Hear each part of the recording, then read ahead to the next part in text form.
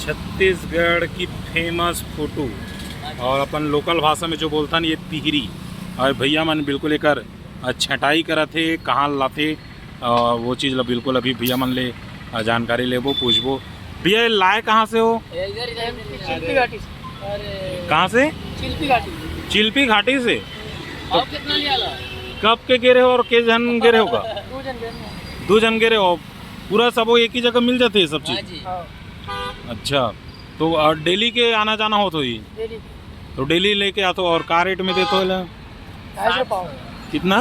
250 पाव बेचते हैं। 250 रुपये पाव। 250 रुपये पाव मतलब 1000 रुपये किलो। 500 रुपये किलो। और बिल्कुल 1000 रुपये किलो में बहुत ही सुंदर।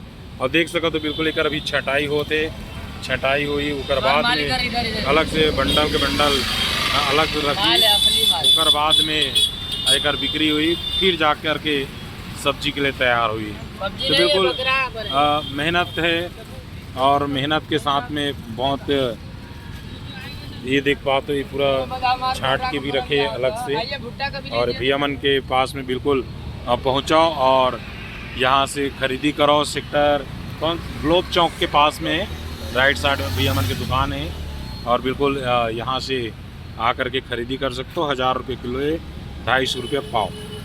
माई पिला खाओ।